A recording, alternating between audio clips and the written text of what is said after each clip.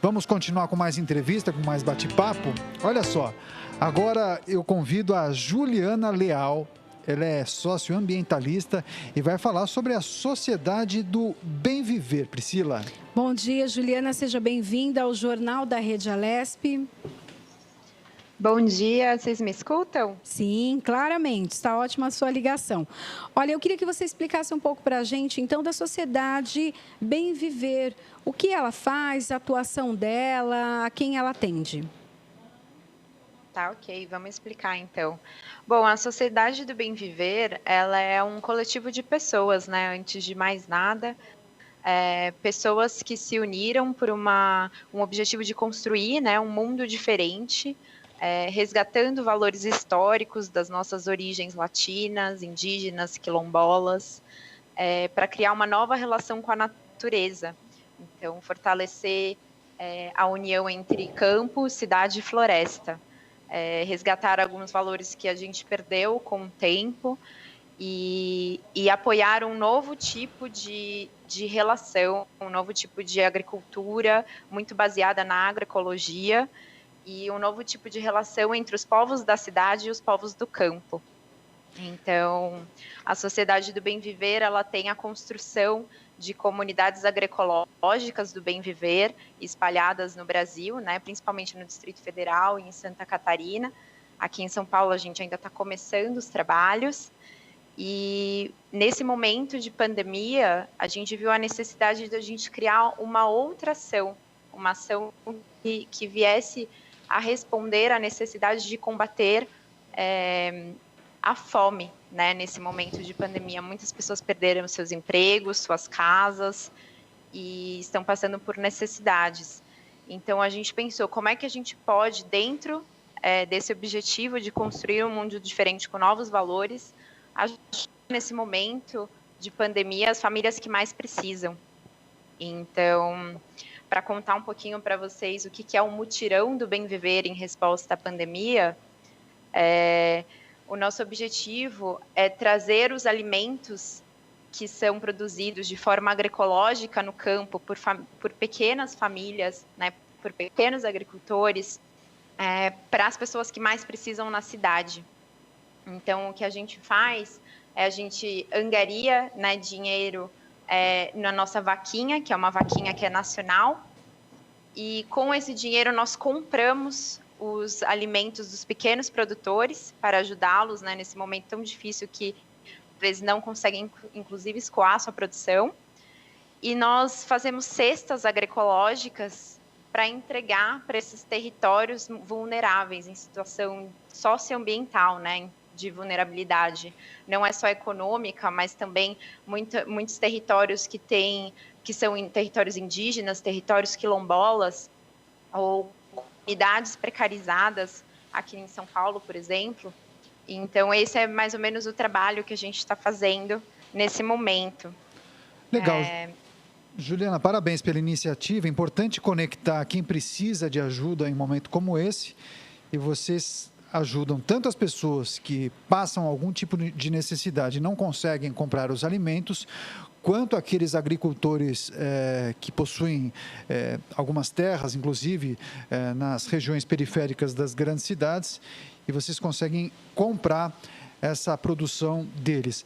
Mas nesse período de pandemia, vocês identificaram uma necessidade de intensificar o processo de recolhimento de doações para ajudar na compra dessa produção dos agricultores familiares e também para o destino desse alimento para as famílias carentes? Conta um pouco desse processo de angariar recursos, enfim, essa dificuldade de fazer isso em meio à pandemia.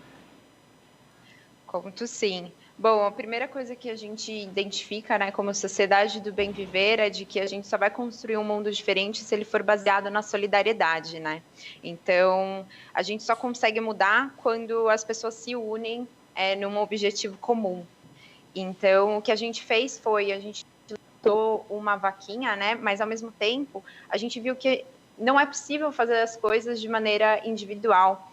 Então, a gente também tem um formulário, que ele é nacional, em que as pessoas começaram a se inscrever como voluntários.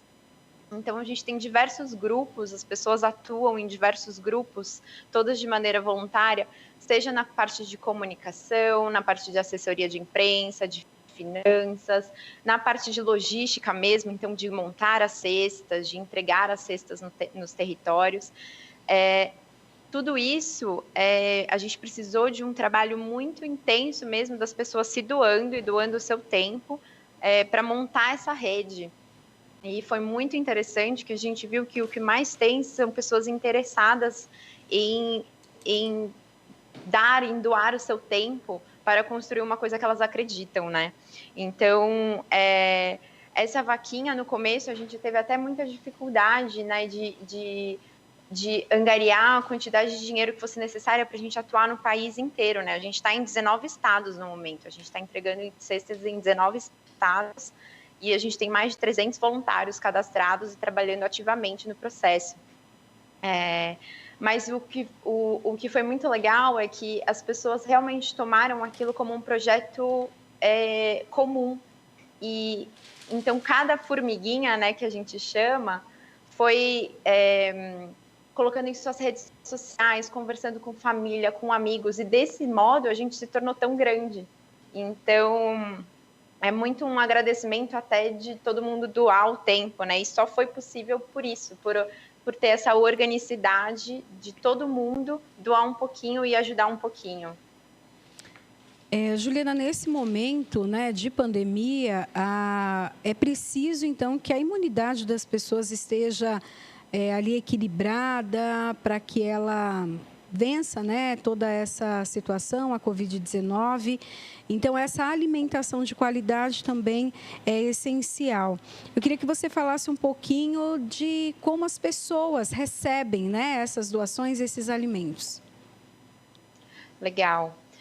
Então, no início, né, a gente já definiu uma equipe de pessoas que têm até experiências profissionais, então nutricionistas, nutrólogos, do que seria uma cesta que tenha um valor nutritivo, né, que seja bom para as famílias. Então, a gente definiu uma variedade de frutas, legumes, grãos, e que a gente tenta colocar em todas as cestas para justamente que as famílias tenham e garantam, pelo menos por aquela semana, porque nossas entregas são semanais ou quinzenais, então naquela semana ou quinzena, que garanta o valor nutricional para aquela família, né? Nesse momento, aqui em São Paulo, por exemplo, nós temos entrega em 2 territórios. Um é no Jardim Paraná, que fica na Brasilândia, e outro é no Brás, um centro de integração de imigrantes. Então, essas pessoas, elas são cadastradas, né? Essas famílias, elas são cadastradas naqueles locais, com lideranças locais, e a gente faz a entrega programada, então combinada todo domingo ou toda quinzena, num horário específico, em que essas famílias recebem, né, a notificação de que elas vão receber as cestas e vão até lá buscar as cestas, né? E todo esse processo, a gente tem muito cuidado, os nossos voluntários que montam as cestas e que recebem os produtos, para que tudo seja higienizado, inclusive as doações que a gente recebe muita doação de arroz, feijão, que são coisas que não necessariamente a gente consegue comprar com o dinheiro que a gente arrecada, porque tem um valor mais alto, né? Então, a gente foca muito em comprar dos agricultores o que eles conseguem produzir, inclusive, né? E não necessariamente isso envolve arroz e feijão. Então, a gente depende muito de doações de grãos para a gente garantir esse valor nutricional. Então, os voluntários, eles trabalham muito com essa higienização também, e no momento da entrega, né, a gente tem um cuidado de seguir os protocolos sanitários, inclusive, sempre tomando muito cuidado com os nossos voluntários também, né, que estão doando o seu tempo e sua saúde também para fazer aquele trabalho. Perfeito. Juliana, eu queria que você fizesse uma breve análise dos pontos positivos que a gente pode absorver durante esse período de pandemia. Eu e a Priscila falávamos há pouco do quanto a tecnologia tem ajudado a gente dar conta das atividades do dia a dia. E eu acredito que no terceiro setor, isso também tem sido observado, porque as ferramentas digitais para arrecadar recursos têm sido muito úteis, como as vaquinhas virtuais que muitas ONGs acabam fazendo para utilizar o recurso para algum objetivo em especial. Na sua avaliação, quais são os pontos positivos e o que a gente vai carregar no pós-pandemia? Me chamou a atenção quando você usou a palavra solidariedade. Você acha que cada vez mais essa rede de solidariedade ficará mais fortalecida no pós-pandemia? Bom, isso a gente até fala que é até uma esperança, né, também, que a gente consiga carregar. Eu acho que nesse momento de pandemia, a pandemia veio muito para nos informar do quanto precisamos resgatar alguns valores mesmo que a gente esqueceu, né? Inclusive os valores, muito a sociedade do bem viver tem a ver com resgatar os valores históricos, né? O bem viver, ele tem a sua origem latina, né? A origem quechua, que é uma língua falada, né, pelos povos dos Andes. Então ele é muito essa conexão com a natureza. E a conexão com a natureza, ela tem muito da questão da solidariedade e da percepção de que nós não somos seres isolados nesse mundo, né? Que tudo é um conjunto. E eu acredito que a pandemia trouxe para dar uma chacoalhada nisso e a gente voltar a perceber essa importância, né? Essa importância de cuidar do meio ambiente, da natureza, como seres mesmo, né? Então, por exemplo, nós vemos sempre que as pandemias, né, elas surgem muito num contexto de vulnerabilidade socioambiental, né? Então, muito relacionado a desmatamento, muito relacionado à proliferação de vírus que normalmente não estão naquele local e foram inseridos pelos humanos, né? Então, eu acho que tem muito essa questão da gente repensar a nossa relação com a natureza. E eu acredito que, pelo menos a experiência que eu tenho visto com o mutirão do Bem Viver, é que muitas pessoas voluntárias surgiram e que nunca tinham ouvido falar do Bem Viver e que têm um interesse enorme em justamente resgatar todos esses valores e aplicar a solidariedade em todas as suas ações, né, no dia a dia. Então, eu acredito que isso é uma leitura positiva que eu tenho, de que não dá mais para a gente seguir nesse individualismo de olhar só para o nosso próprio umbigo, né? A gente tem que ter uma relação melhor com outros povos, com outras cidades, com o campo, com a floresta, e entender que isso aqui é tudo né? Nós somos todos uma coisa, né? A natureza somos nós também. Então, eu acredito que isso é uma coisa que a gente vai levar, mas que tem que ser trabalhada diariamente na nossa sociedade, né? Porque, ao mesmo tempo, a nossa sociedade não cresceu muito com esses valores. Então, eu acredito que vai precisar de uma mudança radical dentro de nós para que possamos mudar e levar isso adiante, né? Eu realmente espero que a gente não volte ao nosso, como as pessoas falam, só ao nosso normal, né? Que a gente cria um novo normal, uma nova relação. Eu acredito, Juliana, que o trabalho, né, depois do fim da pandemia, deva continuar, né? Talvez de uma forma diferenciada, mas as pessoas continuam, né, em muitos momentos passando fome. Eu queria que você deixasse, então, os seus contatos, como as pessoas podem participar, como elas podem doar, participar desse engajamento que vocês têm.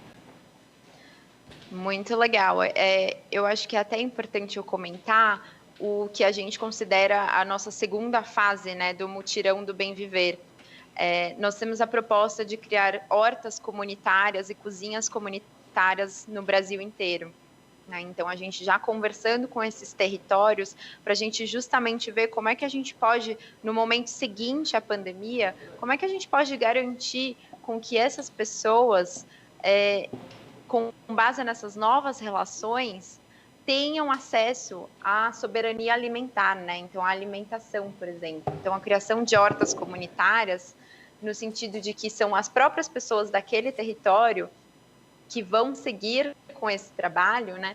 Possa fornecer alimentos e possam fornecer não só alimentos, mas resgatar essa solidariedade, né, entre as pessoas. O Mutirão do Bem Viver e a Sociedade do Bem Viver, né, tem um Instagram, que é Sociedade do Bem Viver, A gente posta lá regularmente o que acontece em todos os estados. E a gente tem também um e-mail que é regional aqui do Mutirão do Bem Viver sp@gmail.com. E para as pessoas que querem doar, a gente tem tanto a vaquinha, cujo link está lá no Instagram, quanto a gente tem as doações que podem ser feitas de forma física. A gente criou um mapa com todos os voluntários que estão topando receber doações, e a gente pega todas essas doações no fim de semana e leva para a montagem de cestas. Então tem um mapa que eu não sei, eu posso mandar aqui para vocês os contatos todos, para ser compartilhado e você achar onde perto da sua casa tem alguém que está aceitando doações, caso não possa fazer uma doação financeira. Então nós temos esses meios. Legal, Juliana Leal, socioambientalista, passando todas as informações da Sociedade do Bem Viver, também compartilhando como as pessoas podem colaborar, ajudar, doar. Enfim, Juliana, muito legal a entrevista, parabéns pelo trabalho, espero que você tenha muita sorte aí nessa caminhada e desde já saiba que aqui na Rede Aleste as portas estão abertas para você contar as novidades do trabalho da organização, viu? Muito obrigado e até a próxima. Muito obrigada eu pela oportunidade. Um abraço, se cuidem. Obrigada, Juliana. Um bom dia para você.